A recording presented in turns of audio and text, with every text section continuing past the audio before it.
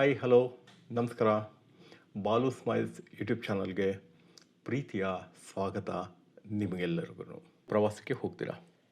ಬೇಲೂರು ಹಳೆಬೀಡು ಅಥವಾ ಶ್ರವಣಬೆಳಗೊಳ, KRS, ಶ್ರೀರಂಗಪಟ್ಟಣ, ಹಂಪಿ, ಬಿಜಾಪುರ ಇತ್ಯಾದಿ ಊರುಗಳಿಗೆ ನೀವು ಹೋಗ್ತೀರಾ. ಹೋದಾಗ ನಿಮಗೆ ಅಲ್ಲಿ ಈಗ ಉದಾಹರಣೆ ಬೇಲೂರು ಮತ್ತು ಹಳೆಬೀಡಿಗೆ ಹೋದರೆ ಅಲ್ಲಿ ದೇವಸ್ಥಾನಗಳನ್ನ ವಿವರಣೆ ನೀಡುತ್ತಾ ಇರುವಂಥ ಗೈಡ್ಗಳು ನಿಮ್ಮ ಗಮನಕ್ಕೆ ಬರ್ತಾರೆ. ಕೆಲವೊಂದು ಊರುಗಳಲ್ಲಿ ಗೈಡ್ಗಳು ಸಹ ನಿಮಗೆ ಕೇಳ್ತಾರೆ, ನಿಮ್ಗೇನಾದ್ರು ಗೈಡ್ ಸಹಾಯ ಬೇಕಾ ಸರ್, ಗೈಡು ಏನಾದ್ರು ಬೇಕಾ ನಿಮಗೆ ಅಂತ ಕೇಳ್ತಾರೆ. ಅಥವಾ ಬಾದಾಮಿ ಪಟ್ಟದಕಲ್ಗೆ ಹೋದರೆ ಗೈಡ್ ಬೇಕಾ ಸರ್ ನಿಮಗೆ ಅಂತ ಕೇಳ್ತಾರೆ. ಹಂಪಿಗೆ ಹೋದರೆ ಗೈಡ್ ಬೇಕಾ ಅಂತ ಕೇಳ್ತಾರೆ. ಗೈಡ್ಗಳು ನಮಗೆ ಯಾತಕ್ಕೆ ಬೇಕು? ಪ್ರವಾಸಿ ಸ್ಥಳಗಳಲ್ಲಿ ಎಂತಹ ಗೈಡ್ಗಳು ನಮಗೆ ಉಪಯೋಗ? ಯಾವ ರೀತಿಯ ವಿಚಾರಗಳನ್ನು ಗೈಡ್ಗಳು ನಮಗೆ ತಿಳಿಸ್ಕೊಡ್ಬೇಕು? ಜೊತೆಗೆ ಗೈಡು ನಮ್ಮ ಪ್ರವಾಸಕ್ಕೆ ಅವಶ್ಯಕತೆ ಇದೆಯಾ? ಜೊತೆಗೆ ಪ್ರವಾಸಿ ಸ್ಥಳಗಳಲ್ಲಿ ಗೈಡ್ಗಳು ವಹಿಸುವ ಪ್ರಾಮುಖ್ಯತೆ ಏನು? ಇವುಗಳೆಲ್ಲ ಮನಸ್ಸಿನಲ್ಲಿ ಮೂಡುತ್ತೆ. ಇಂತಹ ಪ್ರಶ್ನೆಗಳನ್ನ ಇಟ್ಟುಕೊಂಡು ನಾವು ಇವತ್ತು ಶ್ರೀರಂಗಪಟ್ಟಣಕ್ಕೆ ತೆರಳ್ತಾ ಇದ್ದೀವಿ. ಇತ್ತೀಚೆಗೆ ಶ್ರೀರಂಗಪಟ್ಟಣ ಹಾಗೂ ಮೈಸೂರಿನಲ್ಲಿ ಕೇಳಿಬರ್ತಾ ಇರೋಂಥ ಒಬ್ಬ ಪ್ರಮುಖವಾದ ಗೈಡ್, ಮಾರ್ಗದರ್ಶಿ, ಇವರ ಹೆಸರು ಶ್ರೀಯುತ ಮದನ್ ರಾವ್. ಚಾನಲ್ನಲ್ಲಿ ಅವರನ್ನು ಶ್ರೀರಂಗಪಟ್ಟಣದ ಸ್ಮಾರಕಗಳನ್ನ ಪರಿಚಯ ಮಾಡಿಕೊಡಿ, ಮೈಸೂರಿನ ಸ್ಮಾರಕಗಳನ್ನ ಪರಿಚಯ ಮಾಡಿಕೊಡಿ ಅನ್ನೋ ಒಂದು ನಿಟ್ಟಿನಲ್ಲಿ ನಾವು ಅವ್ರನ್ನ ಭೇಟಿ ಮಾಡ್ತಾ ಇಲ್ಲ.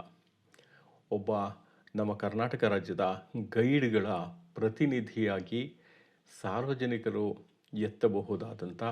ಎತ್ತಿರುವ ಅಥವಾ ಕಾಣಸಿಗುವ ಪ್ರಶ್ನೆಗಳಿಗೆ ಉತ್ತರವನ್ನು ಬಯಸಿ ಅವ್ರನ್ನ ಭೇಟಿ ಮಾಡ್ತಾ ಇದ್ವಿ ಅಲ್ವಾ.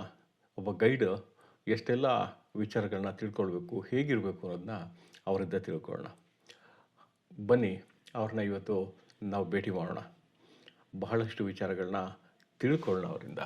ಬನ್ನಿ ಹೋಗೋಣ ಶ್ರೀರಂಗಪಟ್ಟಣದ ಒಂದು ಸ್ಥಳಕ್ಕೆ. ಅಲ್ಲಿ ನಮಗಾಗಿ ಕಾಯ್ತಾ ಇದ್ದಾರೆ ಶ್ರೀಯುತ ಮದನ್ ರಾವ್.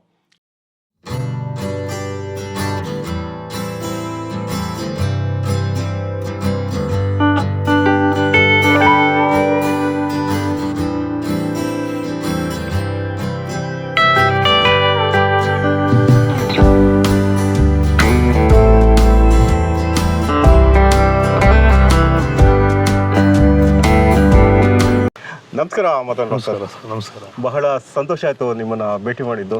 ನಮಗೂ ನಿಮಗೂ ಭೇಟಿಯಾಗಿ ಭಾಳ ಸಂತೋಷ ಆಯಿತು. ಸೊ ಶ್ರೀರಂಗಪಟ್ಟಣ ಅಂತ ಅಂದ ತಕ್ಷಣವೇ ಇವತ್ತಿನ ದಿನದಲ್ಲಿ ಜ್ಞಾಪಕ ಬರ್ತಾರೆ ಹೆಸರು ಮದನ್ ರಾವ್ ಅಂತ ಹೇಳಿ. ಹಾಗಾಗಿ ನಿಮ್ಮನ್ನ ಪ್ರೀತಿಪೂರ್ವಕವಾಗಿ ನಮ್ಮ ಬಾಲು ಸ್ಮೈಲ್ಸ್ ಚಾನಲ್ಗೆ ಸ್ವಾಗತ ಮಾಡ್ತಾ ಇದ್ವಿ. ಈ ಒಂದು ನೆನಪಿಗಾಗಿ ನಿಮಗೆ, ಯಾಕೆಂದರೆ ಒಬ್ಬ ಗೈಡ್ಗೆ ಸಾಮಾನ್ಯ ಹೆಚ್ಚಿನ ಒಲವು ಇರೋದು ಯಾವಾಗಲೂ ಪುಸ್ತಕದ ಮೇಲೆ ಇರುತ್ತೆ. ಆ ಪುಸ್ತಕನ ನಿಮಗೆ ಪ್ರೀತಿಪೂರ್ವಕವಾಗಿ ಒಂದು ಕೊಡ್ತಾ ಇದ್ದೀವಿ. ನಿಮ್ಮ ದೈನಂದಿನ ಚಟುವಟಿಕೆಗೆ ಇದು ಸಹ ಮಾಹಿತಿ ನಿಮಗೆ ಹೆಚ್ಚಿನದಾಗಿ ಸಿಗಲಿ ಅನ್ನೋ ಒಂದು ಉದ್ದೇಶದಿಂದ ಈ ಇದನ್ನು ಕೊಡ್ತಾ ಇದ್ದೀವಿ. ಧನ್ಯವಾದಗಳು ಸರ್. ಹಾಗೆ ನಾವೆಲ್ಲ ಮಂಡ್ಯ ಜಿಲ್ಲೆಗೆ ಸೇರಿದವರು. ಮಂಡ್ಯ ಜಿಲ್ಲೆಯಲ್ಲಿ ಇರುವಂಥ ಮಾಹಿತಿ, ಸಮಗ್ರ ಮಾಹಿತಿನ ಕ್ರೋಢೀಕರಿಸಿ ಮಂಡ್ಯ ಜಿಲ್ಲಾ ಗೆಜೆಟ್ ಮಾಡಿದ್ದಾರೆ. ನಾವು ಇವುಗಳನ್ನೇ ಸರಿಗೆ ಬಳಸ್ಕೊಳ್ಳಿಲ್ಲ ಅಂತ ಹೇಳಿದ್ರೆ ಜಿಲ್ಲೆಯ ಯಾವುದೇ ಒಂದು ಮಾಹಿತಿ ಅಪೂರ್ಣ ಆಗುತ್ತೆ. ಹಾಗಾಗಿ ನಿಮಗೆ ನಮ್ಮ ಮಂಡ್ಯ ಜಿಲ್ಲೆ ಗೆಜೆಟಿಯರ್ನ ಸಹಿತ ತುಂಬ ಧನ್ಯವಾದಗಳು ಸರ್. ಪ್ರೀತಿಪೂರ್ವಕವಾಗಿ ಕೊಡ್ತಾ ಇದ್ದೀವಿ. ಇದು ಇಂಗ್ಲೀಷ್ ವರ್ಷನಲ್ಲಿ ಇದೆ, ಕನ್ನಡ ವರ್ಷನ್ ನನ್ನ ಹತ್ರ ಇದೆ ಮಂಡ್ಯ ಗೆಜೆಟ್. ಹೌದೌದು. ಹಾಗಿರೋದ್ರಿಂದ ಕನ್ನಡ ವರ್ಷನ್ ಸಿಗಲಿಲ್ಲ. ತಮಾಷೆ ಅಂತ ಹೇಳಿದ್ರೆ ಕನ್ನಡ ವರ್ಷನ್ಗೆ ಅಂತಲೇ ಟ್ರೈ ಮಾಡಿದ್ವಿ, ಕನ್ನಡ ವರ್ಷನ್ ಸಿಗಲಿಲ್ಲ. ಈಗ ನಿಮ್ಮ ಪರಿಚಯ ನನಗಿದೆ, ನಮ್ಮ ಚಾನಲ್ ಜನಗಳಿಗಿಲ್ಲ. ನಿಮ್ಮ ಬಾಲ್ಯ ಹೇಗಿತ್ತು, ಯಾವ ರೀತಿ ನಿಮ್ಮ ಶ್ರೀರಂಗಪಟ್ಟಣ ಕನೆಕ್ಷನ್ ಸಿಕ್ತು, ಇದ್ರ ಬಗ್ಗೆ ಹೇಳ್ತಾ ಬನ್ನಿ. ನನ್ನ ಬಾಲ್ಯ ಅಂದರೆ ನಮ್ಮ ತಾತನವರು ಇಲ್ಲೇ ಇದ್ದಿದ್ದು, ಹುಟ್ಟಿದ್ದು ಇಲ್ಲೇನೆ. ಆ ಕಡೆ ನೋಡ್ಕೊಂಡೆ ಮಾತ್ರ. ನಮ್ಮ ತಂದೆಯವರು ಹುಟ್ಟಿದ್ದಿಲ್ಲೇನೆ. ಸುಮಾರು ಅವರ ಒಂದು 7ನೇ ತಲೆಮಾರು ನಾವು ಶ್ರೀರಂಗಪಟ್ಟಣದಲ್ಲಿ ಇರೋದು. ಒಂದು ಮಾಲೋಜಿರಾವ್ ಅಂತೇಳಿ ಅಲ್ಲಿ ತನಕ ನನಗೆ ಹೆಸರು ಜ್ಞಾಪಕ ಇರೋದು. ಅವ್ರ ಮಗನ ಹೆಸರು ನಂಜನರಾವು, ಆಮೇಲೆ ರಾಮರಾವು, ಆಮೇಲೆ ದೇವೋಜಿರಾವು, ಆಮೇಲೆ ಕಂಡೋಜಿರಾವು, ಆಮೇಲೆ ನಾನು ಮತ್ತು ನನ್ನ ಮಗ. ಹೌದು. ಸುಮಾರು ಹೀಗೆ ಭಾಳ ವರ್ಷಗಳ ಅಂದರೆ ಟಿಪ್ಪು ಏನು 2ನೇ ಆಂಗ್ಲೋ ಮೈಸೂರು ವಾರಲ್ಲಿ ಅಂದರೆ ಗೆದ್ದ ನಂತರ ಮತ್ತು 3ನೇ ಆಂಗ್ಲೋ ಮೈಸೂರು ವಾರು ಸೋತ ನಂತರ ಆ ಕಾಲಮಾನದಲ್ಲಿ ಇಲ್ಲಿ ನಾವು ವಾಸವಾಗಿದ್ವು ಅಂತ ಹೇಳ್ಬೋದು. ಯಾಕಂದರೆ ವಿಶ್ಲೇಷಣೆ ಮಾಡೋಕ್ಕೆ ಹೋದರೆ ಸೊ ಆವಾಗಲೇ ಮರಾಠರು ಕೆಲವೊಂದು ಕಡೆ ಹಂಚು ಹೋಗಿರೋದು ಆವಾಗಿನ ಕಾಲದಲ್ಲಿ. ಈಗ ನೀವು ಮೈಸೂರಿನ ಅರಮನೆಯಲ್ಲಿ ಏನು ದಸರಾ ಮೆರವಣಿಗೆ ಚಿತ್ರಗಳು ನೋಡ್ತೀರಿ, ಅಲ್ಲಿ ಭಾಳಷ್ಟು ಸೈನಿಕರು ಅಂದರೆ ಇನ್ಫೆಂಟ್ರಿ ಆಗ್ಬೋದು, ಕ್ಯಾವೆಲ್ರಿ ಆಗ್ಬೋದು, ಅಲ್ಲೆಲ್ಲ ಮರಾಠರ ಹೆಸರುಗಳು ಭಾಳಷ್ಟು ಇದ್ದಾವೆ. ಹೌದು. ಸೊ ಆ ಒಂದು ಕಾಲಮಾನದಿಂದ ನಾವು ಇಲ್ಲಿದ್ದೀವಿ ಅಂತ ನನ್ನ ಒಂದು ಅನಿಸಿಕೆ. ಯಾಕಂದರೆ ನಮ್ಮ ಅವರ ತಾತ ಇಲ್ಲಿ ರಂಗನಾಥನ ದೇವಸ್ಥಾನದಲ್ಲಿ ಕಾವಲಿಗಿದ್ರಂತೆ. ಮತ್ತು ಅವರ ತಂದೆ ಶ್ರೀರಂಗಪಟ್ಟಣದಲ್ಲಿ ಮತ್ತು ಗಂಜಾಂನಲ್ಲಿ ಏನು ಹುಣಸೆ ಮರಗಳಿದ್ದಾವೆ, ಆ ಹುಣಸೆ ಮರಗಳಲ್ಲಿ ಬೆಳೆದಂಥ ಹುಣಸೆ ಹಣ್ಣನ್ನು ಕಲೆಕ್ಟ್ ಮಾಡಿ ಮೈಸೂರಿನ ಅರಮನೆಗೆ ತಲುಪಿಸೋ ಜವಾಬ್ದಾರಿ ಕೆಲಸ ಅವ್ರಿಗಿತ್ತು. ಸೊ ನಮ್ಮ ತಾತನವರು ಇಲ್ಲೇ ಮುನ್ಸಿಪಾಲ್ಟಿಲಿ ಕೆಲಸಕ್ಕಿದ್ರು. ಸೊ ಹಾಗೆ ನಮ್ಮ ಸಮಯದಲ್ಲಿ ಅಂದರೆ ನಾವು ಒಟ್ಟಿ ಬೆಳೆದಿದ್ದು ಓದಿದ್ದು ಶಾಲೆ ಎಲ್ಲ ಇಲ್ಲೇ. ಮೈಸೂರಿಗೂ ಏನು ವಿದ್ಯಾಭ್ಯಾಸಕ್ಕೆ ಹೋಗಲಿಲ್ಲ. ಬಟ್ ಕೆಲವೊಂದು ಸತಿ ಅಧ್ಯಯನಕ್ಕೆ ಅಂತ ಯೂನಿವರ್ಸಿಟಿಗೆ ಹೋಗಿದ್ದುಂಟು. ಇನ್ನೆಲ್ಲ ಬಾಲ್ಯ ಎಲ್ಲ ಇಲ್ಲೆಲ್ಲ ಗೊತ್ತಿರೋ ಅಂಥ ಜಾಗವೇ ಶ್ರೀರಂಗಪಟ್ಟಣ. ನಮಗೊಂದು ಆಸಕ್ತಿ ಏನಪ್ಪ ಅಂದರೆ ಮುಂಚೆಯಿಂದನೂ ಒಂದು ಆಸಕ್ತಿ. ಶ್ರೀರಂಗಪಟ್ಟಣ ಅಂದರೆ ಸಾಮಾನ್ಯವಾಗಿ ಪತ್ರಿಕೆಯಲ್ಲೇ ಆಗ್ಬೋದು, ಆವಾಗೆಲ್ಲ ಇನ್ನೂ ಮಾಧ್ಯಮಗಳು ಇಷ್ಟೊಂದು ಪ್ರಚಾರಕ್ಕೆ ಬಂದಿರಲಿಲ್ಲ. ನಾವು ನೋಡ್ತಾ ಇದ್ದಿದ್ದು ತರಂಗ ಆಗ್ಬೋದು, ಸುಧಾ ಆಗ್ಬೋದು, ಕರ್ಮವೀರ, ಇನ್ನುಳಿದಂತೆ ಸಾಪ್ತಾಹಿಕದಲ್ಲಿ ಒಂದೊಂದು ಸತಿ ಶ್ರೀರಂಗಪಟ್ಟಣದ ಬಗ್ಗೆ ನ್ಯೂಸ್ಗಳು ಬಂದಾಗ ಒಂದು ರಂಗನಾಥನ ದೇವಸ್ಥಾನ, ಒಂದು ದರ್ಯಾದವಲತ್ತು, ಅಪರೂಪಕ್ಕೆಲ್ಲೋ ನಿಮಿಷಾಂಬ ಬರ್ತಾಯಿತ್ತು. ಈಗ ನಿಮಿಷಾಂಬ ಎಷ್ಟು ಪ್ರವರ್ಧಮಾನಕ್ಕೆ ಬಂದಿದೆ ಅಂದರೆ ಅದು ಕರ್ನಾಟಕದಲ್ಲಿರೋ ಎಲ್ಲ ಮೂಲೆಗೂ ಗೊತ್ತೋ ದೇವಿ ಸನ್ನಿಧಿ. ಅದೇ ಅಪರೂಪಕ್ಕೆ ಬರ್ತಾಯಿತ್ತು ನಾನು ಕಂಡಾಗೆ.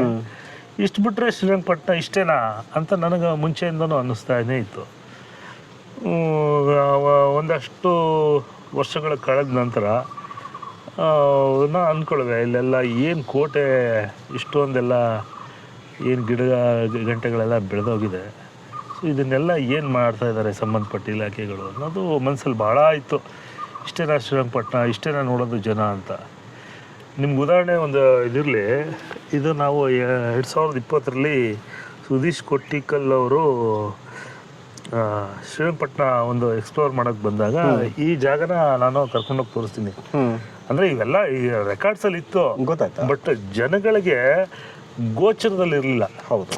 ಎಲ್ಲೋ ಒಂದು ಕಡೆ ಕಾಶನ್ ಬೋರ್ಡ್ ಇರ್ತಾಯಿತ್ತು, ನಾಮಫಲಕಗಳು, ಈ ಕಡೆ ಹೋಗಬೇಕು ಅನ್ನೋದು ಅದು ಗೊತ್ತಿಲ್ಲ ಜನಕ್ಕೆ. ಇದೇನಿದು ಒಂದು ಕರ್ನಲ್ ಬೈಲಿ ಡಂಜನ್ ನೋಡ್ತಾಯಿದ್ರು, ಒಂದು ದರ್ಯಾದವಲತ್ತು, ಒಂದು ದೇವಸ್ಥಾನ, ಒಂದು ಗುಂಬಾಜು, ಇಷ್ಟೇ ನೋಡ್ತಾಯಿದ್ರು. ಸರ್ ಬನ್ನಿ ಇಲ್ಲಿ, ಅವರು ನನಗೆ ಒಂದು ಸತಿ ಭೇಟಿ ಆದಾಗ ಅವರು ನನಗೆ ಸುದೀಶ್ ಹೇಳಿದ್ದು ಒಂದು ಮಾತು, ಮದನ್ ಶ್ರೀರಂಗಪಟ್ಟಣ ಏನಿದೆ ಆ ಶ್ರೀರಂಗಪಟ್ಟಣ ಅಲ್ಲ, ಬೇರೆ ಶ್ರೀರಂಗಪಟ್ಟಣ ತೋರಿಸಿದ್ದಾರೆ. ನನಗೆ ಮನಸ್ಸಲ್ಲೇ ಅದು ಇದ್ದುದಕ್ಕೂ ಅವ್ರು ಕೇಳಿದಕ್ಕೂ ಒಂದು ಕನೆಕ್ಷನ್ ಆಗೋಯ್ತದು. ನನಗೆ ಎಲ್ಲೋ ಇಷ್ಟು ವರ್ಷದಿಂದ ಒಳಗಡೆ ಏನಿತ್ತು ಶ್ರೀರಂಗಪಟ್ಟಣ ಅಂದರೆ ಇಷ್ಟೇ ತೋರಿಸ್ತಾ ಇರಲ್ಲ ಜನ, ಅಂದರೆ ಇನ್ನೂ ಮೀಡಿಯಾ ಬಂದಿರಲಿಲ್ಲ ನಿಮ್ಗೆ ಹೇಳ್ತಾ ಇರೋದು. ನನ್ನ ಮನಸ್ಸಲ್ಲಿ ಭಾಳಷ್ಟು ವರ್ಷದಿಂದ ಒಳಗಡೆ ಇದ್ದಂಥ ಕೊರಗೋದು. ಅವ್ರು ಯಾವಾಗ ನನಗೆ ಅದು ಕೇಳ್ತಾರೆ, ನನ್ನ ಅಲ್ಲಿ ಆ ಕೊರಗು ಜಾಗೃತ ಆಗಿಬಿಡುತ್ತೆ. ಇದನ್ನು ಈಗ ತೋರಿಸ್ಬೇಕು ಇಂಥ ಜಾಗಗಳನ್ನ, ಇದನ್ನು ತೋರಿಸ್ತೀವಿ. ಈ ಜಾಗನ ಇವರು ಗೂಗಲಲ್ಲಿ ಮ್ಯಾಪ್ ಮಾಡಿದಾಗ ಅವಾಗಿಂದ ಬರೋ ಸಂಖ್ಯೆ ಏರುಮುಖವಾಗಿದೆ, ಭಾಳಷ್ಟು ಏರುಮುಖವಾಗಿದೆ. ಯಾಕೆಂದರೆ ಪ್ರತಿಯೊಬ್ಬರು ಯಾವ ಜಾಗ ಇದೆ ಅದನ್ನು ಗೂಗಲಲ್ಲಿ ಮಾರ್ಕ್ ಮಾಡೋ ಉದ್ದೇಶನೇ ಅದು, ಮಾರ್ಕ್ ಮಾಡಬೇಕಾಗಿರೋದು. ಏನಕ್ಕೆ ಅಂದರೆ ಪ್ರಪಂಚಕ್ಕೆ ಗೊತ್ತಾಗುತ್ತೆ ಈ ಥರದ್ದೊಂದು ಜಾಗ ಇದೆ ಅಂತ. ಆದರೆ ಬರೋ ಪುಣ್ಯಾತ್ಮರುಗಳು ಅದನ್ನು ಸರಿಯಾದ ರೀತಿ ನಡ್ಕೊಳ್ಬೇಕಿಲ್ಲ. ಆಮೇಲೆ ನಿಮಗೊಂದು ಗೊತ್ತಿರಲಿ, ನಮ್ಮ ಶ್ರೀರಂಗಪಟ್ಟಣದಲ್ಲಿ ಈ ಒಂದು ಜಾಗದಲ್ಲಿ ಕ್ಲಿಯರ್ ಆಗಿ ನೋಡುವಂಥ ಕೋಟೆ ಭಾಗ ಇನ್ನೆಲ್ಲೂ ನೋಡೋಕ್ಕೆ ಸಿಗೋದಿಲ್ಲ. ಹೌದು ಹೌದು ಹೌದು, ಭಾಳ ಕಷ್ಟ ಇದೆ ನಿಮಗೆ. ಬೇರೆ ಕಡೆ ಹೋಗಿ ನೋಡ್ತೀನಿ ಅನ್ಬೋದು, ನೀವೆಲ್ಲೋ ಒಂದು ಅರ್ಧ ಕಿಲೋಮೀಟ್ರ್ ನಡ್ಕೊಂಡು ಹೋಗ್ಬೇಕು. ಆದರೆ ಇಲ್ಲಿ ಹಂಗಲ್ಲ, ಇಲ್ಲಿ ಕೂತಲ್ಲೇ ನೋಡಿ ಈ ಒಂದು ಕಾರ್ನರ್ ನೋಡ್ಬೋದು. ಹೌದು, ನಿಮಗೆ ಆ ಒಂದು ಕಾರ್ನರ್ ನೋಡ್ಬೋದು. ಹೌದು. ಆಮೇಲೆ ಕೋಟೆಯ ಬತೇರಿ ಅಂದರೆ ಕಾವಲು ಗೋಪುರಗಳು ಇಲ್ಲಿಂದ ನೋಡ್ಬೋದು. ಹೌದು ಹೌದು ಹೌದು. ಈ ಒಂದು ಜಾಗ ನಿಮ್ಗೇನೆಲ್ಲೂ ಸಿಗೋದಿಲ್ಲ. ಆಮೇಲೆ ನಿಮಗೆ ಕಂದಕದ ಜಾಗ ಇಲ್ಲೇನು ಕಾಣಿಸ್ತಾ ಇದೆಯಲ್ಲ, ಇದು ಕಂದಕನೇ, ಬಟ್ ಈಗ ಸ್ವಲ್ಪ ನೀರಿನ ಹರಿವು ಕಮ್ಮಿ ಆಗಿದೆ. ಸೊ ಅಲ್ಲಿಂದ ಸುಮಾರು ಒಂದು 50 ಮೀಟ್ರ್ ಡಿಸ್ಟೆನ್ಸಲ್ಲಿ ಕಾವೇರಿ ನದಿ ಪೂರ್ವಾಭಿಮುಖವಾಗಿ ಹರಿತಾ ಇದೆ. ಶ್ರೀರಂಗಪಟ್ಟಣ ಸ್ವಭಾವ ಅಂದರೆ ಶ್ರೀರಂಗಪಟ್ಟಣ ಸ್ವಾಭಾವಿಕವಾಗಿ ದ್ವೀಪ, ಒಂದು ಉತ್ತರ ಭಾಗ, ಒಂದು ದಕ್ಷಿಣ ಭಾಗ. ನಾವು ಕುಳಿತಿರೋದು ಉತ್ತರ ಭಾಗ. ಹೌದು. ಅಂದರೆ ಇಲ್ಲಿಂದ ನೇರ ಹೋದರೆ ನಿಮಗೆ ದರ್ಯಾದೌಲತ್ ಮಾರ್ಗವಾಗಿ ಹಾಗೆ ನಿಮಿಷಾಂಬ ಸಂಗಮ ಸೇರುತ್ತೆ. ಇನ್ನೊಂದು ದಕ್ಷಿಣ ಭಾಗವಾಗಿ ಪಶ್ಚಿಮ ಮುಖಾಂತರ ಅಲ್ಲಿಂದ ಹರಿಯುತ್ತೆ. ಸೊ ಇಲ್ಲಿ ನೀವು ನೋಡೋವಂಥ ಒಂದು ವ್ಯೂ ಏನಿದೆ, ಈ ವ್ಯೂ ನಿಮ್ಗೇನೆಲ್ಲೂ ಸಿಗೋದಿಲ್ಲ. ಸೊ ಇದು ಭಾಳ ಕ್ಲಿಯರ್ ಆಗಿರೋಂಥ ಜಾಗ ಇದು. ನೀವು ಇಲ್ಲಿ ಇಮ್ಮಾನ್ಸ್ ಡೇಂಜನ್ ಇರೋದು ಬರೋಂಥ ಪ್ರವಾಸಿಗರಿಗಲ್ಲ, ಕೆಲವೊಂದಷ್ಟು ಜನ ದೇವಸ್ಥಾನಕ್ಕೆ ಭೇಟಿ ಕೊಡೋ ಜನಗಳಿಗೆ ಗೊತ್ತಿಲ್ಲ ಅಲ್ಲಿ ಆ ಥರ ಒಂದು ಜಾಗ ಇದೆ. ಹೌದು ಹೌದು. ನನ್ಗೆ ಅವಾಗಲಿಂದನೇ ಈ ಕೊರಗಿತ್ತು. ಅವ್ರು ಯಾವಾಗ ಪಾಯಿಂಟ್ ಮಾಡಿದ್ರು ಅವಾಗಿಂದ ಪ್ರವಾಸಿಗರ ಸಂಖ್ಯೆ ಭಾಳ ಹೆಚ್ಚಿನ ಸಂಖ್ಯೆಯಲ್ಲಿ ಆಗಮಿಸ್ತಾ ಇದ್ರು ಇಲ್ಲಿಗೆ. ಅದೊಂದು ಖುಷಿ ಇತ್ತು ನನಗೊಂದು. ಕೊರಗು ಖುಷಿಯಾಗಿ ಬದಲಾವಣೆ ಆಗೋದಕ್ಕೆ ಅದೊಂದು ಸಮಯ. ಅವಾಗ ಗೊತ್ತಾಯಿತು ನನಗೆ ಮಾಧ್ಯಮ ಒಂದು ಯಾವ ರೀತಿ ಪ್ರಸಾರ ಆಗುತ್ತೆ ಜನಗಳಿಗೆ ಅನ್ನೋದು ನನಗೆ ಅವಾಗಿಂದ ಭಾಳ ಚೆನ್ನಾಗಿ ಗೊತ್ತಿತ್ತು. ಇದೇ ಒಂದು ಇದು ಮೇಲ್ಕೋಟೆನಲ್ಲಿ ಒಂದು ಇದೆ, ನಯನಜ ಕ್ಷೇತ್ರ ಅಂತೇಳಿ. ಮೇಲ್ಕೋಟೆ ನರಸಿಂಹಸ್ವಾಮಿ ಬೆಟ್ಟದ ಕೆಳಗಡೆ ಬಂಡೆ ಮಧ್ಯದಲ್ಲೇ ಕೊರೆದಿರೋಂಥದ್ದು ಸಣ್ಣ 2 ಅಕ್ಕಪಕ್ಕ ಇರೋಂಥ ಗುಹೆ. ಅದು ಕೂಡ ಮೊದಲನೇ ಸತಿ ಗೂಗಲಲ್ಲಿ ಪಿನ್ ಮಾಡಿದ್ದವರು. ನನಗೆ ಆವಾಗಲೂ ಭಾಳ ಖುಷಿ ಆಯಿತು. ಅದು ರಷ್ಯಾದಲ್ಲಿ ಟೆಲಿಕಾಸ್ಟ್ ಆಯ್ತದು. ಇಲ್ಲ, ಹೌದು. ಈಗ ಯೂಶ್ವಲಿ ಏನಾಗುತ್ತೆ, ಯಾವುದೇ ಒಂದು ಇದು ಒಂದು ಮಾನ್ಯುಮೆಂಟ್ ಇದೆ ಅಥವಾ ಒಂದು ವಿಶೇಷವಾದ ಸ್ಥಳ ಇದೆ ಅಂತಂದರೆ ಅದು ಮೊದಲು ಗೊತ್ತಾಗಬೇಕಾಗಿರೋದು ಸ್ಥಳೀಯರಿಗೆ. ಹೌದು. ಸ್ಥಳೀಯರಿಗೆ ಗೊತ್ತಾಗಲಿಲ್ಲ ಅಂತ ಹೇಳಿದ್ರೆ ಹೊರಗಡೆಯವ್ರಿಗೆ ಖಂಡಿತ ಏನೂ ಇದು ಮಾಡ್ಲಿಕ್ಕೆ ಆಗಲ್ಲ. ನಾವು ಹೊರಗಡೆ ಕೂತ್ಕೊಂಡು ಎಲ್ಲ ಹೇಳ್ಬೋದು ಅಷ್ಟೇ. ಬಟ್ ಸ್ಥಳೀಯರಿಗೆ ಫಸ್ಟು ಅರ್ಥ ಆದಾಗ, ಅದ್ರ ಮಹತ್ವ ಅರ್ಥ ಆದಾಗ ಅದು ಆಟೋಮೆಟಿಕ್ಕಾಗಿ ಅದಕ್ಕೆ ಪ್ರಸಿದ್ಧಿ ಸಿಗ್ಬೇಕಾದಂತ ಒಂದು ಕರ್ತವ್ಯ. ಅದು ಗರ್ಭದಲ್ಲಿ ಇರೋ ಮಗುಗೆ ತಾಯಿ ಅನುಭವ ಹೆಂಗಾಗಲ್ವೋ ಹಂಗೆ ಊರಲ್ಲಿರೋ ಜನಕ್ಕೆ ಸ್ವರ್ಗ ಅನ್ನೋದು ಯಾವಾಗ ಅರ್ಥ ಆಗತ್ತೆ ಗೊತ್ತಾ? ಊರು ಬಿಟ್ಟು ಬೇರೆ ಕಡೆ ಹೋದಾಗ ಅಯ್ಯೋ ನಮ್ಮ ಊರು ಇಷ್ಟು ಚೆನ್ನಾಗಿತ್ತೆ ಅಂತ ಗೊತ್ತಾಗದೆ. ಈಗ ಹೊರಗಡೆಯವ್ರು ನಮ್ಮನೆ ಹೊಗಳಿದಾಗ ಆಗುವಂತ ಖುಷಿ ನಮ್ಮನೇನ ನಾವು ಹೊಗಳ ಕಡೆ ಆಗಲ್ಲ. ಆಯ್ತಾ? ಹೀಗಿರೋದ್ರಿಂದ ಈಗ ನೀವು ಆಲ್ಮೋಸ್ಟ್ ಶ್ರೀರಂಗಪಟ್ಟಣದಲ್ಲಿ ಹುಟ್ಟಿ ಬೆಳೆದಿರೋಂಥ ಜನ, ಒಂದು 7ನೇ ತಲೆಮಾರು ಅಂತ ಹೇಳಿದ್ರಿ. ನಿಮ್ಮ ತಂದೆಯವರನ್ನು ಸಹಿತ ಇದೇ ಒಂದು ಅಂತ ಹೇಳಿ ವೃತ್ತಿನಲ್ಲಿದ್ರು ಅಂತ ಹೇಳಿ, ಈಗ ಹಾಲಿ ಮಾಡ್ತಾ ಇದ್ದಾರೆ ಅಂತ ಹೇಳಿ, ನೀವು ಕಂಡ ಬಾಲ್ಯದ ಶ್ರೀರಂಗಪಟ್ಟಣ ಹೇಗಿತ್ತು? ನಾನು ನಿಮ್ಗಾಗಲೇ ಹೇಳಿದೆ, ಅದು ಸಮಾಜ, ಅದು ತರಂಗ, ಕರ್ಮವೀರ, ಸುಧಾ, ಈ ಪತ್ರಿಕೆಗಳು ಈಗಿನ ತಲೆಮಾರಿಗೆ ಗೊತ್ತಿಲ್ಲ ಅದು ಅನ್ಕೋತೀನಿ. ಭಾಳಷ್ಟು ಜನ ಮೊಬೈಲಲ್ಲೇ ಇರೋದ್ರಿಂದ ನಾವು ಸ್ವಲ್ಪ ಅಧ್ಯಯನ ಅಂತ ಅಂದಾಗ ಪುಸ್ತಕಗಳನ್ನೇ ಮೊರೆ ಹೋಗ್ತಾ ಇದ್ದದ್ದು. ನಿಮಗೆ ಆಗಿನ ಶ್ರೀರಂಗಪಟ್ಟಣ ಅಂತ ನೀವು ತಗೊಂಡ್ರೆ ಭಾಳಷ್ಟು ಹೆಂಚಿನ ಮನೆಗಳಿದ್ವು. ಈಗ ಅದು ನಿಧಾನಕ್ಕೆ ಏನು RCC ಬಿಲ್ಡಿಂಗ್ ಆಗಿ ರೂಪಾಂತರಗೊಳ್ತಾ ಇದೆ. ಇನ್ನು ಕೆಲವೊಂದು ನೀವು ನೋಡ್ಬೋದು, ಎಲ್ಲ ಕಡೆಯೂ ಟವರ್ ತಲೆ ಎತ್ತಿದೆ, ಗುಬ್ಬಚ್ಚಿಗಳು ಕಣ್ಮರೆಯಾಗಿದ್ದಾವೆ. ಸ್ವಲ್ಪ ಕೆಲವು ವೆಹಿಕಲ್ಗಳು ಜಾಸ್ತಿ ಆಗ್ತಾ ಇದ್ದಾವೆ, ಮನುಷ್ಯರು ಓಡಾಟ ಕಮ್ಮಿ ಆಗ್ತಿದ್ದಾವೆ. ಇನ್ನುಳಿದಂಗೆ ಕೋಟೆ ಹೆಂಗಿದೆಯೋ ಹಂಗೆ ಇದೆ. ಕೆಲವೊಂದು ಕಡೆ ಬಿದ್ದೋಗಿದೆ, ಈ ಮರ ಬೇರು ಬಿಟ್ಟು. ನಿಮಗೆ ಇಲ್ಲೇ ತೋರಿಸ್ತೀನಿ ನೋಡಿ. ಇಲ್ಲಿ ಉದಾಹರಣೆಗೆ ಈ ಕೋಟೆ ಇದೆ ಅಂತ ಇಟ್ಕೊಳ್ಳಿ. ನಿಮ್ಮ ಸ್ನೇಹಿತರು ಆ ಕಡೆ ಹೋಗಿದ್ರು, ಕೆಲವೊಂದು ಭಾಗ ಬಿದ್ದೋಗಿದೆ, ಆ ಕಡೆಗೆ ಪೂರ್ವಕ್ಕೆ ಬಿದ್ದೋಗಿದೆ. ಆ ಮರದ ಬೇರು ಯಾವಾಗ ಕಾಂಡ ದಪ್ಪ ಆಗುತ್ತೆ ಅದು ಒತ್ತಡ ಹಾಕುತ್ತೆ ಕೋಟೆಗೆ, ಅದು ಸಾಧಾರಣವಾಗಿ ಬಿದ್ದೇಳುತ್ತೆ. ಈ ಭಾಗದಲ್ಲಿ ಒಂದಷ್ಟು ಬಿದ್ದಿದೆ, ಆಮೇಲೆ ದಕ್ಷಿಣದಲ್ಲಿ ಒಂದಷ್ಟು ಬಿದ್ದಿದೆ, ಈ ಕಡೆ ಕೆಲವೊಂದಷ್ಟು ಉಳ್ಕೊಂಡಿದೆ. ಇನ್ನೂ ಅಷ್ಟು ಸುಭದ್ರವಾಗಿ ನೋಡ್ಬೋದು, ಎಷ್ಟು ಅಚ್ಚುಕಟ್ಟಾಗಿದೆ ಅಂದರೆ ಆ ಮೂಲೆ ನೀವು ನೋಡ್ಬೋದು. ಆ ಲೈನಲ್ಲಿ ಮೂಲೆ ನಿಮ್ಗೆ ಯಾವುದೇ ಥರನಾದ ಬಿರುಕು ಕಂಡಿಲ್ಲ. ಅಂದರೆ ಎಷ್ಟು ಸುಭದ್ರವಾಗಿ ಕಟ್ಟಿದ್ದಾರೆ ಅಂದರೆ ಅದಕ್ಕಿಂತ 20 ಅಡಿ ಕೆಳಗಡೆ ಹೋಗಿದೆಯಂತೆ ಅದು ಅಡಿಪಾಯ. ಹೌದು. ಒಂದು 16 ಅಡಿ 15-16 ಅಡಿ ಲೆಂತ್ ಚಪ್ಪಡಿಗಳು ಇಷ್ಟು ದಪ್ಪ ಇದ್ದಾವೆ. ಹೌದು. ಸೊ ಇವೆಲ್ಲ ನೋಡಿದಾಗ ಇದನ್ನ ಎಷ್ಟು ವರ್ಷ ಬಾಳಿಕೆ ಬರುತ್ತೋ ಭಯ ಆಗುತ್ತೆ ಒಂದೊಂದ್ಸತಿ. ಹೌದು. ಯಾಕೆಂದರೆ ನೀವು ಕೋಟೆ ಇಲ್ಲದೆ ಇರೋ ಶ್ರೀರಂಗಪಟ್ಟಣ ಕಲ್ಪನೆ ಮಾಡ್ಕೊಳಕ್ ಆಗೋದೇ ಇಲ್ಲ, ಸಾಧ್ಯನೇ ಇಲ್ಲ. ನಿಮ್ಮ ಪ್ರವಾಹ ಬಂತು ಅಂದರೆ ಊರೊಳಗಡೆ ಬಂದ್ಬಿಡುತ್ತೆ ನೀರೆಲ್ಲ. ಹೌದು. 91 ಒಂದ್ಸತಿ ಊರೊಳಗಡೆ ಬಂದಿತ್ತು. 1,25,000 ಕ್ಯೂಸೆಕ್ಸ್ ಬಿಟ್ಟಿದ್ರು ಅವಾಗ. ಹೌದು. ಇದು ಮುಳುಗೋಗಿತ್ತು. ಈ ಸೇತುವೆ ಏನು ವೆಲೆಸ್ಲಿ ಸೇತುವೆ ಮುಳುಗೋಗಿತ್ತು. ಮತ್ತೆ ಇಲ್ಲೊಂದು ಕಬ್ಬಣದ ಸೇತುವೆ ಕೊಚ್ಕೊಂಡು ಹೊರಟೋಗಿತ್ತು. ಲಿಂಕ್ ಇತ್ತು. ಹೌದು. ಲಿಂಕ್ ಇತ್ತು. ಅದು ಊರು ಒಳಗಡೆ ಬರೋದಕ್ಕೆ ಲಿಂಕ್ ಇತ್ತು. ಅದ್ರ ಮೇಲೆ ಓಡಾಡಿದೀವಿ ನಾವು. ಸೊ ಇವೆಲ್ಲವೂ ಕೂಡ ಅವರು ಆ ಲಿಂಕ್ನ ತಿರ್ಗಾ ಪ್ರತಿಷ್ಠಾಪನೆ ಮಾಡ್ಬೋದಿತ್ತು ಸರ್ಕಾರದವರು. ಈ ಸಂಬಂಧಪಟ್ಟ ಇಲಾಖೆ ಯಾವಾಗ ಕೈ ಬಿಟ್ಬಿಡುತ್ತೆ ಅಂದರೆ ಜನ ಎಲ್ಲಿ ಹಿಡ್ಕೋತಾರೆ ಕೈ ಯೋಚನೆ ಮಾಡಿ. ಈಗ ಇಲಾಖೆ ಇರೋದೇನೆ ಕೆಲವನ್ನ ಸಂರಕ್ಷಣೆ ಮಾಡೋದಕ್ಕೆ. ಆ ಇಲಾಖೆನೇ ಆಸಕ್ತಿ ಕಳ್ಕೊಂಡ್ಬಿಟ್ಟಾಗ ಜನಗಳಿಗೆ ಜಾಗೃತಿ ಮೂಡಿಸ್ಬೇಕಾದವರೇ ಇಲಾಖೆಯವರು. ಜನಕ್ಕಿದೆ ನಮ್ಮೂರು, ನಮ್ಮ ಕೋಟೆ, ನಮ್ಮ ದೇವಸ್ಥಾನ, ನಮ್ಮ ಹೊಳೆ ಅನ್ನೋದು ಅಭಿಮಾನ ಇದ್ದೇ ಇದೆ. ಅದಕ್ಕೆ ಪೂರಕವಾಗಿ ಇಲಾಖೆಗಳು ಕೆಲಸ ಮಾಡಿದ್ರೆ ಭಾಳ ಚೆನ್ನಾಗಿರ್ತದೆ. ವೃತ್ತಿ ನೀವು ಮಾರ್ಗದರ್ಶನ ಮಾಡೋದು ಅಂದರೆ ಹೌದು ಗೈಡ್ ಅಂತ ಹೇಳಿ. ನನ್ನ ಮೊದಲನೇ ಪ್ರಶ್ನೆ ನಿಮಗೆ, ಯಾವುದೇ ಒಂದು ಐತಿಹಾಸಿಕವಾಗಿರುವಂಥ ಒಂದು ಊರಿಗೆ ಯಾತಕ್ಕೆ ಬೇಕು ಗೈಡು? ನಿಮಗೆ ಶಾಲೆಗೆ ಶಿಕ್ಷಕರು ಏಕೆ ಬೇಕು ಅನ್ನಂಗಿದೆ ನಿಮ್ಮ ಪ್ರಶ್ನೆ. ಖಂಡಿತ.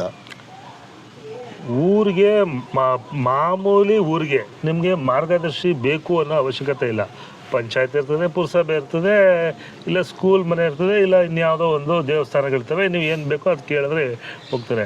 ನಿಮಗೆ ಇತಿಹಾಸದ ಅರಿವು ಬರಬೇಕೆಂದರೆ ಮಾರ್ಗದರ್ಶಕರು ಇರಲೇಬೇಕು. ಹೆಸರಲ್ಲೇ ಮಾರ್ಗದರ್ಶಕ ಅನ್ನೋದಿದೆ. ಹೌದು. ಆಮೇಲೆ ಇಲ್ಲಿ ನೀವು ನನ್ನನ್ನು ಮಾತಾಡ್ಸೋಕೆ ಬಂದಿರೋದೆ ಮಾರ್ಗದರ್ಶಕ ಅನ್ನೋ ಒಂದು ನಿಟ್ಟಿನಲ್ಲಿ ಬಂದಿದ್ರಿ. ನಮ್ಮ ಮೈಸೂರಿನಲ್ಲಿ ಸುಮಾರು ಒಂದು ಹತ್ತತ್ರ ಒಂದು 60 ಜನ ಮಾರ್ಗದರ್ಶಿಗಳಿದ್ದಾರೆ. ಸರ್ಕಾರಿ ಅನುಮೋದನೆ ಪಡೆದಿರುವಂಥ ಮಾರ್ಗದರ್ಶಕರು ಯಾಕಷ್ಟೇ ಇದ್ದಾರೆ. ಈಗ ಮೈಸೂರಿನಲ್ಲಿ ಅಷ್ಟೊಂದು ಡಾಕ್ಟರ್ಸ್ಗಳಿದ್ದಾರೆ, ಪೊಲೀಸ್ನವ್ರು ಇದ್ದಾರೆ, ಬೇರೆ ಬೇರೆ ಇಲಾಖೆಗೆ ಸಂಬಂಧಪಟ್ಟವರು ಭಾಳಷ್ಟು ಜನ ಇದ್ದಾರೆ. ಮಾರ್ಗದರ್ಶಕರು 60 ಜನ ಇದ್ದೀವಿ. ಸೊ ಅಲ್ಲಿ ಪ್ರಮುಖವಾಗಿ ನಮಗೆ ಸರ್ಕಾರದಿಂದ ಒಂದು ಪರವಾನಗಿ ಏನು ಕೊಟ್ಟಿರ್ತಾರೆ ಅಂದರೆ ಅಥೆಂಟಿಕೇಟೆಡ್ ಆಗಿ ನಾವು ಹಿಸ್ಟ್ರಿನ ಹೇಳಬೇಕಾಗಿರ್ತದೆ. ಈಗ ನೀವು ಗೈಡ್ ಯಾಕೆ ಬೇಕು ಅಂತ ಕೇಳಿದ್ರಿ. ಹೌದು. ಈಗ ಎಸ್ಪೆಷಲಿ ಶ್ರೀರಂಗಪಟ್ಟಣಕ್ಕೆ ಗೈಡ್ನ ಅವಶ್ಯಕತೆ ಭಾಳ ಉಂಟು. ನಿಮಗೆ ಈ ಜಾಗ ಬಿಟ್ಟರೆ ಬೇರೆ ಯಾವ ಜಾಗನೂ ಸೂಕ್ತ ಅಲ್ಲ. ಅಂದರೆ ಕೋಟೆಯ ಒಂದು ಒಳ ಮತ್ತು ಹೊರ ಆವರಣ ನೋಡೋದಕ್ಕೆ ಈ ಜಾಗ ಸೂಕ್ತ ಅನ್ನೋದು ನನಗೆ ಗೊತ್ತು, ನಿಮಗೆ ಗೊತ್ತಿಲ್ಲ. ಸೊ ಇಂಥ ಕಾರಣಗಳಿಗೆ ಮಾರ್ಗದರ್ಶಕರ ಅವಶ್ಯಕತೆ ತುಂಬ ಉಂಟು. ಅದರಲ್ಲಿ ಎಲ್ಲಿ ಹಂಪಿ ಆಗಿರ್ಬೋದು, ಬೇಲೂರು ಹಳೆಬೀಡು ಆಗಿರ್ಬೋದು, ಈವನ್ ಶ್ರವಣಬೆಳಗೊಳ ಆಗಿರ್ಬೋದು, ನಿಮಗೆ ಗೈಡ್ ಇಲ್ಲದೆ ಹೋದರೆ ಉಪ್ಪಿಲ್ಲದೆ ಊಟ ಮಾಡ್ದಂಗೆ ಆಗುತ್ತೆ. ಹೌದು. ನಿಮಗೆ ಗೈಡ್ ಇಲ್ಲದೇ ನೀವು ಯಾವುದೇ ಮಾನ್ಯುಮೆಂಟ್ಗೆ ಹೋಗಿ ಎಂಥ ಆಡಿಯೋ ಗೈಡ್ ಆಗ್ಬೋದು ಅಥವಾ ಇನ್ನೇನೋ ಒಂದು ಆ್ಯಪ್ ಬರುತ್ತಲ್ಲ ಅದು ಹಾಕೊಂಡು ಕೇಳೋವಂಥದ್ದಾಗ್ಬೋದು, ಗೈಡ್ ಇಲ್ಲದೇ ಇರೋ ಟೂರು ಯಾವುದೇ ಕಾರಣಕ್ಕೂ ನಿಮಗೆ ಖುಷಿ ಕೊಡೋದಿಲ್ಲ ಮತ್ತು ನಿಮಗೆ ಸ್ವಾರಸ್ಯ ಅನಿಸೋದಿಲ್ಲ. ನೀವು ಕೇಳೋ ಪ್ರಶ್ನೆ ಎಲ್ಲ ಅದು ಹೇಳೋದನ್ನು ಕೇಳ್ಕೊಂಡು ಹೋಗ್ಬೇಕು ಅಷ್ಟೇ. ಆದರೆ ಗೈಡ್ಗೆ ನೀವೇನು ಕೇಳಿ ಏನು ಬೇಕಾದರೂ ಮಾಹಿತಿ ಸಿಗುತ್ತೆ ಗೈಡಿಂದ. ಸೊ ಈ ಕಾರಣಕ್ಕೋಸ್ಕರನೇ ಗೈಡು ಪ್ರತಿಯೊಂದು ಸ್ಮಾರಕಗಳಿಗೆ ಅವಶ್ಯಕತೆ ಉಂಟು. ನೀವು ಹೇಳಿದ ಪ್ರಶ್ನೆಗೆ ನಾನು ಯಾತಕ್ಕೆ ಆ ಪ್ರಶ್ನೆ ಕೇಳಿದೆ ಅಂತ ಅಂದ್ಕೊಂಡ್ರೆ, ಯಾತಕ್ಕೆ ನಾನು ಆ ಪ್ರಶ್ನೆ ಕೇಳಿದೆ ಅಂತ ಅಂದ್ಕೊಂಡ್ರೆ, ಸೊ ನಾವೀಗ ಇಲ್ಲಿ ಕೂತಿರೋ ಜಾಗ ಇನ್ಮಾನ್ಸ್ ಡಂಜನ್ಗೆ ಹತ್ತಿರದಲ್ಲಿರೋಂಥ ಜಾಗ. ಹೌದು. ಕರ್ನಲ್ ಬೇಲಿಸ್ ಡಂಜನ್ಗೆ ಹೋಗ್ತೀವಿ. ಒಂದು ಕ್ಯಾನನ್ ಇದೆ. ನಾನು ಈ ಪ್ರಶ್ನೆ ಏನಕ್ಕೆ ಕೇಳ್ತಾ ಇದ್ದೀನಿ ಅರ್ಥ ಆಯ್ತು ಆಯ್ತಾ. ಕರ್ನಲ್ ಬೇಲಿಸ್ ಡಂಜನ್ಗೆ ಹೋಗ್ತೀವಿ. ಕರ್ನಲ್ ಬೇಲಿಸ್ ಡಂಜನ್ಗೆ ಹೋದರೆ ಅಲ್ಲಿ ಒಂದು ಕ್ಯಾನನ್ ಬಿದ್ದಿದೆ ಕೆಳಗಡೆ. ಕ್ಯಾನನ್ ಬಿದ್ದಿದೆ. ಆ ಕ್ಯಾನನ್ ಒಳಗಡೆ ಬಂದರೆ ನಾನು ಕೇಳಿಸ್ಕೊಂಡಿದ್ದು, ನಾನು ನೋಡಿದ್ದಂಥದ್ದು, ಯಾಕೆಂದರೆ ಬಹುಶಃ ನಿಮ್ಗೆ ಗೊತ್ತು, ನಾವು ಶ್ರೀರಂಗಪಟ್ಟಣ ಎಷ್ಟು ಇದ್ದಿದೆ ಅದು ಇಬ್ಬರಿಗೂ ಅನ್ನೋ ಇದಿದೆ. ಒಬ್ಬ ಗೈಡ್ ಹೇಳ್ತಾರೆ, ಹ್ಮ್ ಇಲ್ಲ ಇದು ಕರಿಘಟ್ಟದಿಂದ ಹಾರ್ಕೊಂಡು ಬಂದಿದ್ದು ಇದಂತ ಹೇಳಿ, ಅಲ್ಲಲ್ಲ ಜನರಲ್ ಅರ್ಥ ಆಯ್ತು. ಹಾರ್ಕೊಂಡು ಬಂದಿರೋ ಕ್ಯಾನನ್ನು, ಹ್ಮ್ ಸೊ ಇದು ಅಲ್ಲಿಂದ ಹಾರ್ಕೊಂಡು ಬಂದಿದೆ ಅಂತ ಹೇಳ್ತಾರೆ. ಹ್ಮ್ ಯಾರೇ ಬಂದರೂ ಯಾರೂ ಪ್ರಶ್ನೆ ಮಾಡಲ್ಲ, ಇದಕ್ಕೆ ಬರಲ್ಲ. ಸರಿ, ಆಮೇಲೆ ಇದು ನಾನು ಬಹುಶಃ ಒಂದು 2-3 ವರ್ಷ ಅದನ್ನು ಕಣ್ಣಾರ ಕಂಡಿದ್ದಂಥ ಒಂದು ನೋಟ. ಯಾತಕ್ಕೆ ಗೈಡ್ ಬೇಕು ಅಂತ ಕೇಳಿದೆ ಅಂತ ಹೇಳಿದ್ರೆ, ತಿಳುವಳಿಕೆ ಇರೋ ಗೈಡ್ ಬಿಟ್ಟು ಬೇರೆ ಗೈಡ್ ಏನಕ್ಕೆ ಬೇಕು ಅನ್ನೋದಕ್ಕಷ್ಟೇ ನಾನು ಕೇಳಿ. ನಿಮಗೆ ಈ ಪ್ರಶ್ನೆಗೆ ಒಂದು ತಮಾಷೆಗೆ ನಾನು ಇತ್ತೀಚೆಗೆ ಫೇಸ್ಬುಕ್ಕಲ್ಲಿ ಒಂದು ಲೇಖನ ಓದಿದೆ.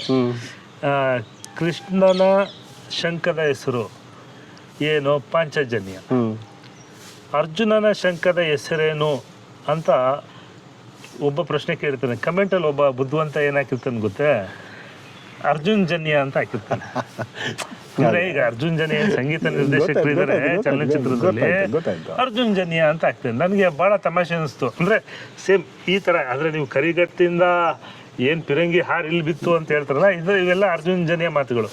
ಇಲ್ಲಿ ಈ ಸರ್ಕಾರದಿಂದ ಲೈಸೆನ್ಸ್ಡ್ ಗೈಡ್ ಏನಿರ್ತಾರೆ, ಮತ್ತು ನಾವು ಅಧ್ಯಯನ ಕೂಡ ಮಾಡಿರ್ತೀವಿ ಅಂತ ಇಟ್ಕೊಳ್ಳಿ.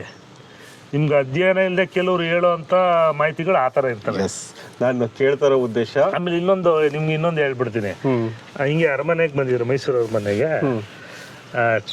ಟಿಪ್ಪು ಡ್ರಾಪ್ ಅಂತ ಏನಿದೆ ನಂದಿ ಬೆಟ್ಟದಲ್ಲಿ, ಟಿಪ್ಪು ಡ್ರಾಪ್ ಏನಕ್ಕೆ ಹೆಸರು ಹಂಗೆ ಬಂತು ಅಂತ ವಿಚಾರ ಹಂಗೆ ಅಲ್ಲೇ ಮಾತಾಡ್ತಾ ಇದ್ರು.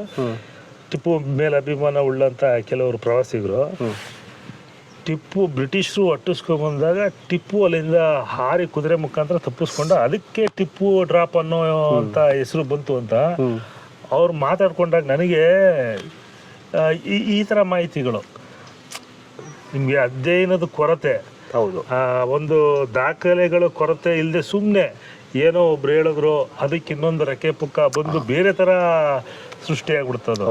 ನಿಮ್ಗೆ ಅದೇ ಇಲ್ಲಿ ಬಿದ್ದಿದೆಯಲ್ಲ, ಅದು ಯಾವುದೋ ಬೈಲಿ ಟೆನ್ಷನಲ್ಲಿ ಅದು ಮೇಲ್ಗಡೆ ನಿಲ್ಸಿರ್ತಾರೆ ಪಿಲ್ಲರ್ ಥರ. ಅದು ಭಾಳ ತುಂಬ ಒಂದು ಸುಮಾರು ಟನ್ ತೂಕ ಇದೆ. ಅದು 50 ಮೇಲೆ ಇದೆ ಟನ್ನು. ಅದ್ರ ಜೊತೆ ಮದ್ದುಗುಂಡಿನ ಸಿಡಿತದಿಂದಾಗಿ ಕೆಳಗಡೆ ಬಿದ್ದೋಗುತ್ತೆ. ಸಾಮಾನ್ಯವಾಗಿ ಕ್ಯಾನನ್ದು ಇಷ್ಟೇನೆ.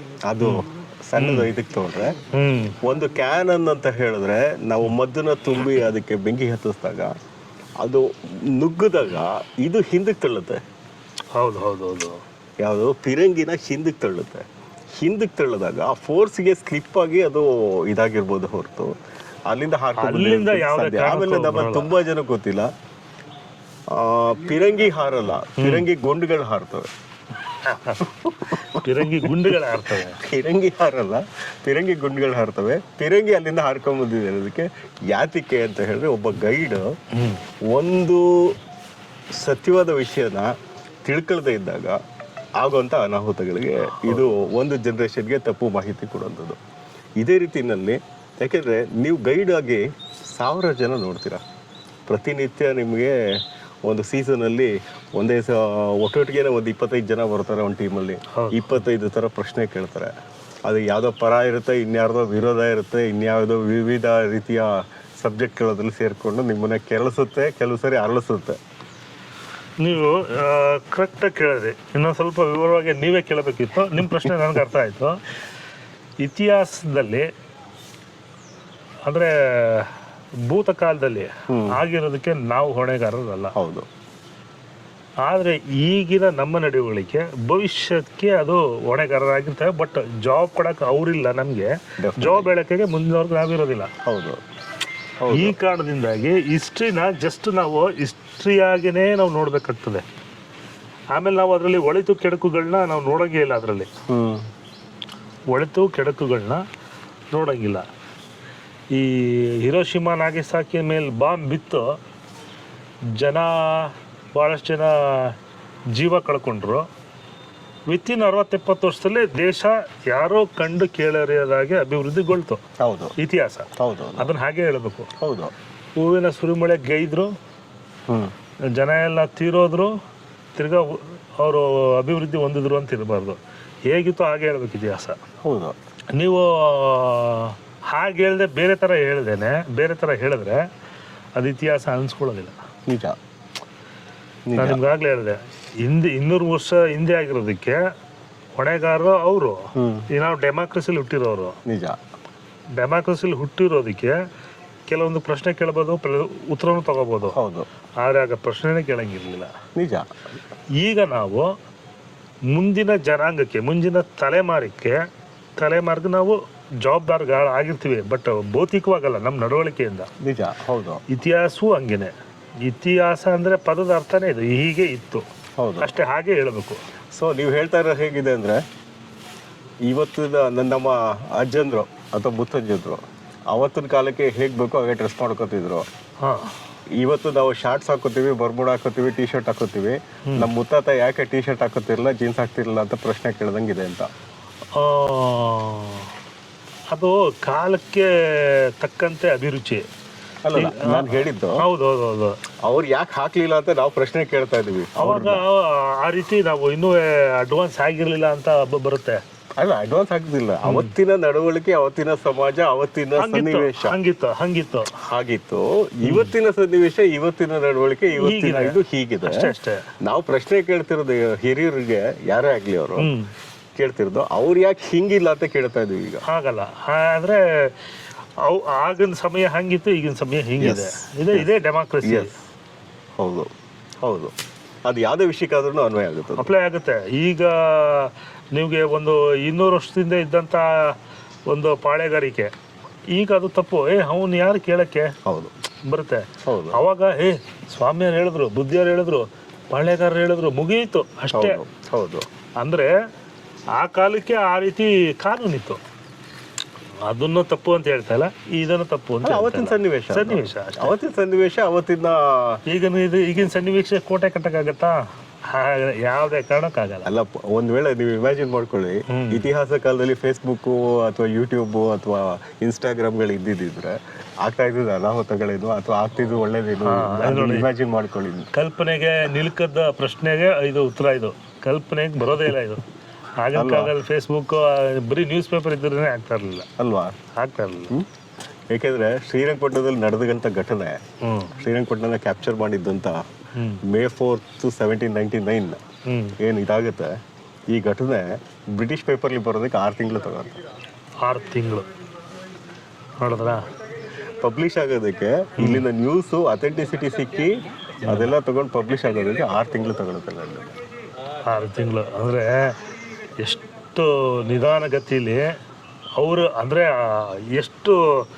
ಅವರೆಷ್ಟು ಜಾಗರೂಕತೆ. ಅಂದರೆ ಒಂದು ತಪ್ಪಾರ್ದಲ್ಲ, ಒಂದು ಹೆಚ್ಚಾಗಬಾರ್ದು, ಒಂದು ಕಮ್ಮಿ ಆಗಬಾರ್ದು.